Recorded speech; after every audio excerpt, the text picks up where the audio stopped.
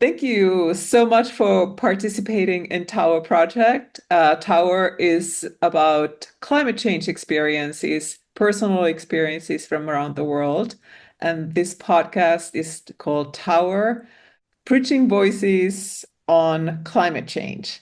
Thank you, Alethea, for joining for this podcast. Can you tell me what nature means to you? Sure. Thank you for inviting me to participate first. Nature means to me, I think nature is everything. Nature is like, I don't think there's anything that isn't nature. So it's the trees behind me, it's the air we're breathing, it's water, it's soil, it's stars, it's animals, we're nature, it's our ancestors, it's our descendants. And so I'm interested in the ways in which we inter-are with all of those things that we're connected on all these different levels to those things, both like materially wise, but also in terms of time. Like we will transform and take a different shape and become something else, become part of nature in another way. And we're also born of that. That's very cool. If there was a landscape, natural landscape that find you find a special connection, very special connection, could you describe that landscape? It's funny because I'm definitely a city kid. Like I grew up in the Bronx. And so I've been lucky enough to travel to many places and have gotten to experience all different kinds of landscapes. Whether it's like mountains, I feel really calm and connected when I'm in a mountain place. Like I'm like somehow I'm supposed to be there. But I love being by the ocean. And also, I think because the majority of my life has been spent in New York, in the Bronx, in the super urban setting, that I look for nature in the in-between spaces like of our urban landscape. So someplace that I go often when I'm like just trying to clear my head is to just sit by the Hudson River on like 150 and uptown. There are some places where you can get like really close to the water, just like you feel the edge of the islands. The work I'm conceiving now is about how nature is meeting us wherever we are. And so finding like, grass coming out of a sidewalk or something for me, I'm like really attuned to those kinds of ways that nature is pushing up against our heavily crafted, created, structured world that's trying to say no nature here, and nature's like, mm-mm, I'm coming anyway. That's funny. Actually, some of the first times when I really started thinking about climate change, and I was traveling in Greece, and um, and I was in a transitional point in my life, and then I love history, and I traveled to all these different archaeological sites, and I was just spending many hours there in different sites.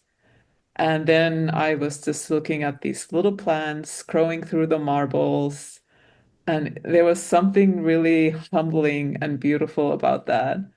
So kind of like what you were saying, like in the city, you see the little plants being somehow resilient, even in our city environments. Yeah, Um, absolutely. oh, yeah. Over time, have you noticed changes in your environment because of climate change or for other reasons? As a New Yorker, one of the things that we are experiencing more and more frequently now are these like rainstorms that are so intense, and that the subway gets flooded. And so thankfully, I haven't experienced it in a way that I've been caught anywhere, but even seeing like videos and things of people at Instagram, like wading through dirty waters, like knee high or even waist high in the train station, is a real, like, in your face kind of confrontation of that issue of climate change. Um, and I think was that last year or the year before where we experienced for the first time in my life in New York, the fires from Canada that were coming down and waking up. I actually, before anybody said anything about it, I had been noticing like coughing and just not feeling well for a few days. And then to learn, oh, like the sky is orange because these fires are burning and the smoke is impacting their air. And that was a really um, scary moment for me. I think, other people in other places are more accustomed to that, but that was really a first to me where I even thought about it just in terms of like the ways in which I seek solace sometimes in just like my breath. As someone who practices yoga and meditation and things, and I'm like, the breath is not a safe place in this moment. And so now what? Where do we go from here? Mm, some wake up calls. Well, I know that you are thinking about solutions and through your work. Can you share like some solutions that you're thinking or how you are, how you're trying to raise awareness of climate change and help people adapt and then also think of solutions themselves? As an artist, I think my what I can offer or like the ways in which I can show up and help to inspire change is through storytelling. And so I'm really interested in how storytelling has the capacity to change our minds. And I think there's so much that needs to be done that's kind of like above my pay grade in terms of like how we reorganize and reshape the ways in which what our priorities are as a society globally. But I think that what I aspire for my work to do is to inspire a different way of thinking that's not so centered around humans, that is saying, can we consider the ways in which we are all connected and interdependent and censoring more the earth, rather than just being so human focused and driven. And that I think that with those changing mindsets, um, is a way to open and spark imagination. And I think that that's where ideas come from, is imagination. And so maybe that leads to someone else having an idea about like, hey, what if we did this? I think like we are in the situation we're in now because someone imagined the world to look this way.